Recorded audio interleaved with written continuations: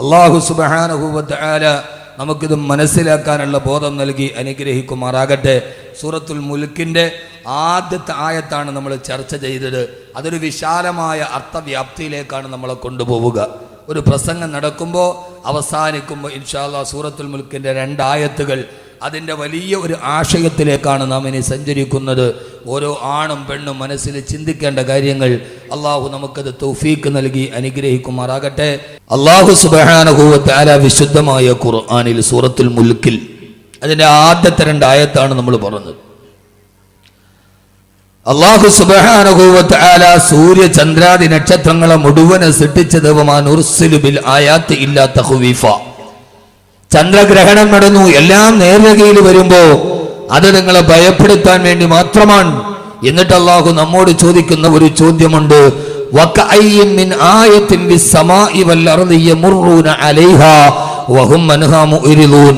വകഅയ്യിൻ മിൻ ആയ, എത്രയെത്ര ദൃഷ്ടാന്തങ്ങളാണ് ആകാശത്തും ഭൂമിയിലും നിങ്ങൾ കാണുന്നത്, എന്നിട്ടും നിങ്ങൾ അതിൽ നിന്നെല്ലാം പിന്തിരിഞ്ഞു മാറി നിൽക്കുകയാണല്ലോ.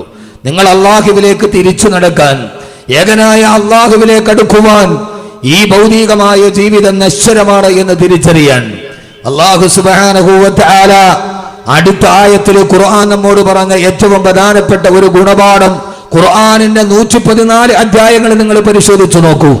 6600 പരം വരുന്ന ആയത്തുകൾ നിങ്ങൾ ഗവേഷണം ചെയ്തു നോക്കൂ. ഒരു ഭാഗത്തും അല്ലാഹു സുബ്ഹാനഹു വ തആല ഈ ഭൗതികമായ കേവലമായി നാം വിലകെടുക്കുന്ന ഈ ജീവിതത്തെ 60-70 വയസ്സാണ് ആയുസ്സെന്ന് പരിമിതപ്പെടുത്തി പറഞ്ഞു തന്നെ ദുഃഖങ്ങളും പ്രയാസങ്ങളും കടങ്ങളും ബാധ്യതകളും ആകുലതകളും വ്യാകുലതകളും നിറഞ്ഞ ഈ ജീവിതത്തെ ഖുർആൻ ഒരു ജീവിതമായി പരിഗണിച്ചിട്ടേയില്ല. അള്ളാഹുവിന്റെ ഖുർആൻ പറഞ്ഞത് വമൽ ഹയാത്തുദ് ദുനിയാ ഇല്ലാ മതാഉൽ ഗുറൂർ. ഈ ദുനിയാവെന്ന് പറയുന്നത് നിങ്ങളെ വഞ്ചിക്കുന്ന, നിങ്ങളെ ചതിക്കുന്ന ചില സുഖഭോഗ വസ്തുക്കൾ മാത്രമാണ്. അല്ലാഹു സുബ്ഹാനഹു വ തആല വളരെ വിശാലമായി വളരെ വിസ്തൃതമായി നമ്മോട് പറയുന്ന ഏറ്റവും പ്രധാനപ്പെട്ട ഒരു കാര്യമാണിത്. ഈ ദുനിയാവെന്ന് പറഞ്ഞാൽ അല്ലാഹു പറയുകയാണ്, ഇവിടെ നിങ്ങൾ ഖുർആനിന്റെ ശൈലി സൂക്ഷിച്ചു നോക്കുക. അല്ലദീ ഖലഖൽ മൗത വൽ ഹയാ, അവനാണ് മരണത്തെ സൃഷ്ടിച്ചത്. പിന്നെയാണ് അല്ലാഹു പറഞ്ഞത് മരണത്തെ മാത്രമല്ല വൽ ഹയാ, അവനാണ് ജീവിതത്തെ സൃഷ്ടിച്ചു നൽകിയത് എന്ന് പറഞ്ഞാൽ അല്ലാഹു ആദ്യം പറഞ്ഞത് ജീവിതത്തെ അല്ല, ഈ ഭൗതികമായ ജീവിതമാണ് ഖുർആൻ പറഞ്ഞതെങ്കിൽ അല്ലാഹു ആദ്യം പറയേണ്ടത് അവൻ ജീവിതത്തെ സൃഷ്ടിച്ചവനാണ്, അവന് മരണത്തെ സൃഷ്ടിച്ചവനാണ്. അല്ല അല്ല, ഈ ജീവിതം എന്ന് പറയുന്നത് നശ്വരമായ ജീവിതമാണ്. ഇതിനൊരു ജീവിതമായി അല്ലാഹുവിന്റെ ഖുർആൻ പരിഗണിച്ചിട്ടില്ല. ഏറ്റവും പ്രധാനപ്പെട്ട ജീവിതം വഇന്നൽ ആഖിറത ഹിയ ദാറുൽ ഖറാർ. ഏറ്റവും പ്രധാനപ്പെട്ട ഭൗതികമായ ജീവിതത്തിനപ്പുറത്തെ ജീവിതം മരണശേഷം നിങ്ങൾ കാണുന്ന പരലോക ജീവിതമാണ്. അല്ലെങ്കിൽ തന്നെ സഹോദരങ്ങളെ, എങ്ങനെയാണ് ഈ ജീവിതത്തെ നമ്മൾ ജീവിതമെന്ന് പറയാൻ കഴിയുക? ഈ ജീവിതത്തെ അല്ലാഹുവിന്റെ ഖുർആൻ പറഞ്ഞത് വമൽ ഹയാത്തുദ് ദുനിയാ ഇല്ലാ മതാഉൽ ഗുറൂർ. ഈ ജീവിതം നിങ്ങളെ ചതിക്കുന്നതിലെ വസ്തുക്കൾ മാത്രമാണ്. ശരിയാണ്, ശരിയാണ്, ജീവിതമാണ് എന്നെ ചതിച്ചത്. എന്നെ ചതിച്ചത് ജീവിതമാണ്, മരണം എന്നെ ചതിച്ചിട്ടേ ഇല്ല. വളരെ ഗഹനമായി കേൾക്കണേ, എന്നെ ചതിച്ചത് എന്റെ ജീവിതമാണ്, മരണം എന്നെ ചതിച്ചിട്ടേ ഇല്ല. എന്നെ ചതിച്ചത് എന്റെ ജീവിതത്തിലെ കൂട്ടുകാരനാണ്, മരണമെന്ന കൂട്ടുകാരൻ എന്നെ ചതിച്ചിട്ടില്ലല്ലോ. വരാമെന്ന് പറയുന്ന സമയത്ത് വരാതെ എന്നെ കബളിപ്പിച്ചത് എന്റെ ജീവിതത്തിലെ കൂട്ടുകാരനാണ്, പക്ഷേ മരണം എന്നെ ചതിച്ചില്ലല്ലോ. വരാമെന്ന് പറഞ്ഞ സമയത്ത് തന്നെ മരണം വന്നല്ലോ, കാത്തിരുമ്പോ തന്നെ മരണം വന്നല്ലോ. ഒരു നിമിഷം പോലും മരണം പിന്തിയില്ലല്ലോ. ലാ യസ്തഖിറൂന സഅതൻ വലാ യസ്തഖദിമൂൻ. ഒരു നിമിഷം പോലും പിന്തിയിട്ടുമില്ല, ഒരു നിമിഷം പോലും മുന്തിയിട്ടില്ല. മരണം നമ്മെ ചതിക്കില്ല സഹോദരങ്ങളെ, സഹോദരിമാരെ. നമ്മെ ചതിക്കുന്നത് ജീവിതമാണ് എന്നെ ചതിച്ചത്, ഭാര്യയാണ് എന്നെ ചതിച്ചത്, ഭർത്താവാണ് എന്നെ ചതിച്ചത്. ജീവിതത്തിൽ പ്രിയങ്കരിയായി ഞാൻ പാതിയായി, ജീവന്റെ പാതിയായി കൊണ്ടു നടന്ന ഭാര്യയാണ് എന്നെ ചതിച്ചത്. ഞാൻ വിശ്വസിച്ചു നടന്ന ഭർത്താവാണ് എന്നെ ചതിച്ചത്. എന്റെ മക്കളാണ് എന്നെ ചതിച്ചത്. എന്റെ മാതാപിതാക്കളാണ് എന്നെ കൈവിട്ട് കളഞ്ഞത്. അല്ലാഹുവേ, അല്ലാഹുവേ, കൂട്ടുകാരാണ് എന്നെ ചതിച്ചത്, വീട്ടുകാരാണ് എന്നെ ചതിച്ചത്, കൂടപ്പിറപ്പുകളാണ് എന്നെ ചതിച്ചത്. ആ മരണം എന്നെ ചതിച്ചിട്ടേ ഇല്ല, എന്റെ മക്കളാണ് എന്നെ ചതിച്ചത്. ഞാൻ താരാട്ടുപാടി വളർത്തിയ മക്കളല്ലയോ എന്നെ ചതിച്ചു കളഞ്ഞത്. ഈ ദുനിയവിയായ ജീവിതം ചതിയുടേതാണ്, ചതിയുടേതാണ്. പിന്നിൽ നിൽക്കുന്ന അമ്മയെ അടുക്കളപ്പുറത്ത് നിന്ന് പുറകിൽ നിന്ന് അടിച്ചു വീഴ്ത്തി മലന്നു വീഴുന്ന അമ്മയുടെ മാറിടത്തിൽ കാലുകുത്തി വെച്ച് കാല് കുത്തിപ്പിടിച്ച് അമ്മയുടെ കരുത്തിൽ ഷാള് മുറുക്കി കൊടുക്കൊലപ്പെടുത്തുമ്പോ മരിച്ചു വീഴുന്ന അമ്മയെ വലിച്ചു കൊണ്ടുപോയി സ്വയം കുടിച്ചു കുടിയിൽ മണ്ണെണ്ണ വിടിച്ച് കത്തിച്ചാമ്പലാക്കുമ്പോ ആരാണ് സഹോദരങ്ങളെ ഈ ചെയ്തത്? ക്രിമിനലല്ല. ആ മാതാവിന്റെ മാറിടത്തിൽ കാലുകുത്തി നിൽക്കുമ്പോ ആ മാറിടത്തിൽ നിന്നല്ലേ അവൻ അമ്മിഞ്ഞപ്പാല് കുടിച്ചത്. അവൻ ആദ്യം കുടിച്ച അമ്മിഞ്ഞപ്പാല് ഉമ്മാന്റെ മുലപ്പാലിലായിരുന്നല്ലോ. അവിടെ നിന്നല്ലേ അവൻ വിശന്നപ്പോ വാരി കുടിച്ചത്. അവിടെ നിന്നല്ലേ അവൻ ഉറക്കത്തിൽ എഴുന്നേറ്റ് കിടന്നപ്പ് കരഞ്ഞപ്പോ ഉമ്മ യാതൊരുവിധ ബുദ്ധിമുട്ടില്ലാതെ അവന് പാല് ചുരത്തി കൊടുത്തത്.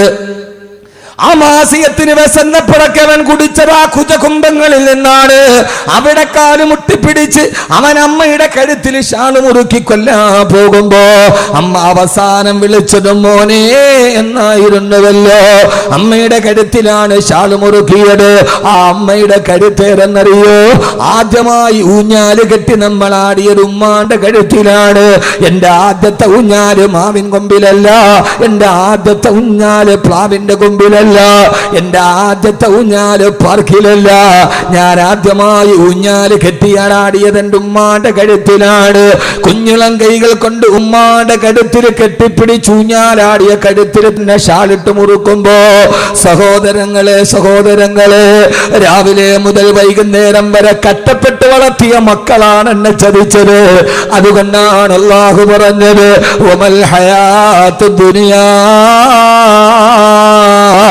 ഇല്ലാ മതാഉൽ ഖുറൂർ. ഈ ദുനിയാവ് നിങ്ങളെ ചതിക്കുന്ന ചില വസ്തുക്കൾ മാത്രമാണ്. മരണം നിങ്ങളെ ചതിക്കില്ല സഹോദരങ്ങളെ. മരണമാണ് കൃത്യസമയത്ത് ചതിക്കാതെ കാത്തിരിക്കുമ്പം വരുന്നത് മരണമാണ്. ആ മരണത്തിന് പിന്തലില്ലല്ലോ. കലാമണ്ഡലം ഗീതാനന്ദന പറയുന്ന മനുഷ്യൻ കഴിഞ്ഞ ആഴ്ച കേരളത്തിന്റെ കലയരങ്ങിൽ നിന്ന് ഒടിഞ്ഞു മാറിപ്പോയി. കഥകളിയുടെ ലാസ്യഭാവങ്ങളെ തന്നെ മുഖത്തിന്റെ നവരസങ്ങൾ കൊണ്ട് പഠിപ്പിച്ചു കൊടുത്ത കേരളം കണ്ട മഹാനായ കഥകളിക്കാരനാണ് കലാമണ്ഡലം ഗീതാനന്ദന്. ആയിരക്കണക്കിന് ആളുകൾ തിങ്ങി നിറഞ്ഞു നിൽക്കുന്ന സ്റ്റേജിൽ അദ്ദേഹം കഥകളി ആടിക്കൊണ്ടിരിക്കുമ്പോ ആടി അദ്ദേഹത്തിന്റെ കലാരൂപത്തിൽ പ്രേക്ഷകര് മുഴുവനും മനസ്സൊടുക്കി നിന്നപ്പോ കലാമണ്ഡലം ഗീതാനന്ദ കലാലോകത്തിന്റെ മാസ്മരീക പ്രതിഭ തന്റെ ആട്ടത്തിന്റെ ഇടയിൽ രണ്ട് കൈ കൂപ്പി അദ്ദേഹം നിലത്തേക്ക് തൊട്ടു. ആളുകൾ വിചാരിച്ചു അദ്ദേഹം വേദിയെ അനുഗ്രഹിക്കുന്നതാണെന്ന്, അദ്ദേഹം വേദിയോട് അനുഗ്രഹം തേടുന്നതാണെന്ന്. ഈ ഒരു അകലത്തിൽ കാത്തു നിന്നവർക്ക് പോലും മനസ്സിലായില്ല. ആ മനുഷ്യൻ ആടിക്കൊണ്ടിരിക്കുമ്പോ മരണത്തിന്റെ ദൂതൻ വന്നെന്ന് അടുത്തിരിക്കുന്നവർക്ക് പോലും കാണാൻ കഴിഞ്ഞില്ലല്ലോ. ഫലൗലാ ഇദാ ബലഗത്തിൽ ഹൽഖൂർ വഅൻതും ഹീനഇദ തൻദുറൂൻ വനഹ്ന അഖറബു ഇലൈഹി മിൻകും വലാകിൻ ലാ തുബ്സിറൂൻ. സൂറത്തുൽ വാഖിഅല്ലേ എപ്പോഴും ഓതുന്നതല്ലേ. മരണദൂതൻ അതിന് അടുത്ത് വന്ന് നിന്നിട്ടും വലാകിൻ ലാ തുബ്സിറൂൻ, നിങ്ങൾക്കൊരാൾക്ക് പോലും കാണാൻ കഴിഞ്ഞില്ലല്ലോ. കലാമണ്ഡലം ഗീതാനന്ദൻ കൈകൂപ്പി താഴേക്ക് വീണു. ഇതുപോലെ കണ്ടു നിന്നവര് വിചാരിച്ചു അദ്ദേഹം സ്റ്റേജിനെ വന്നിക്കുകയാണെന്ന്. കുഴഞ്ഞു വീണപ്പെടാണ് അറിഞ്ഞത് മരണമാ മനുഷ്യനെ കുത്തിപ്പറിച്ചു പോയെന്ന്. എന്റെ പ്രിയപ്പെട്ട പെങ്ങളെ ഓർക്കുക, നിഴല് പോലെ കൂടെ നടക്കുന്ന ചൈക്കാത്ത മരണത്തെ ഓർമ്മിപ്പിക്കുക. 25 മിനിറ്റ് പ്രസംഗിക്കാനുള്ള ഡീറ്റെയിലും എഴുതിയ പേപ്പറുമായിട്ടാണ് ഇന്ത്യ രാജ്യത്തിന്റെ ഉരുക്കു ശക്തിയായി മാറിയ ഡോക്ടർ APJ അബുൽ കലാം പ്രസംഗിക്കാൻ കയറിയത്. ആർക്കറിയാം, അഹമ്മദ് കബീർ ബാക്കവി പ്രസംഗിച്ച് അവസാനിപ്പിക്കുമോ, അതല്ല വാക്കുകൾ ഇവന്റെ തൊണ്ടയിൽ കുടുങ്ങുമോ, ആരും അറിയാതെ ഇവിടെ കുഴഞ്ഞു വീടുമോ?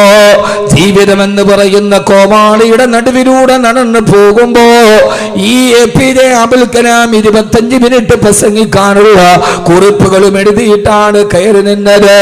പാതിവടിയിൽ കുഴഞ്ഞ് താഴേക്ക് വീടുമ്പോ താൻ സ്വന്തം കൈപ്പട കൊണ്ട് എഴുതിയത് പോലും പറഞ്ഞു തീർക്കാൻ കഴിയാതെ മരണം തന്നെ കൊത്തിപ്പറിക്കുമെന്ന് APJ അബുൽ കലാമിനെ മുൻകൂട്ടി കാണാൻ കഴിഞ്ഞില്ലല്ലോ. എന്റെ പ്രിയപ്പെട്ട പെങ്ങള്, പാകിസ്ഥാന്റെ മുൻ പ്രധാനമന്ത്രി ബേനസീർ ഭൂട്ടോ റാവൽപിണ്ടിയുടെ പൊതു തെരഞ്ഞെടുപ്പ് യോഗത്തിനാണ് ബോംബ് സ്ഫോടനത്തിൽ തകർന്നു പോകുന്നത്. ബേനസീർ മരിക്കുന്നതിന് തൊട്ടു മുമ്പുള്ള 5 മിനിറ്റ് BBC റെക്കോർഡ് ചെയ്ത് കാണിച്ചത് എങ്ങനെയെന്നറിയോ? വാഹനം വന്ന് നിൽക്കുന്നു, റാവൽപിണ്ടിയിൽ കൂടി നിൽക്കുന്ന അനുയായികൾ നേതാവിനെ വിളിക്കുന്നു.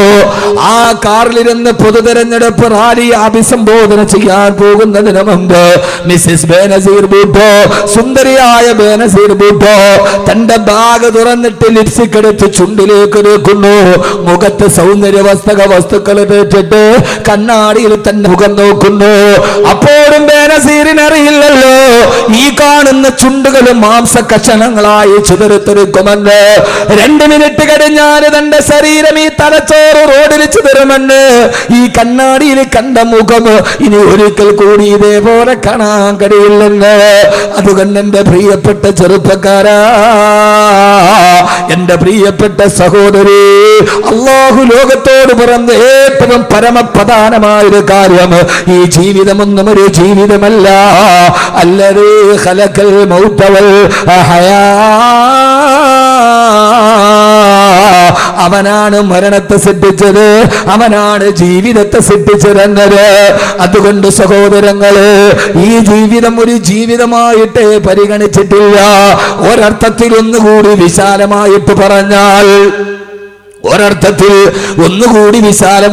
പറഞ്ഞാൽ ഈ ജീവിതത്തെ എങ്ങനെയാണ് ജീവിതമായി പരിഗണിക്കുക?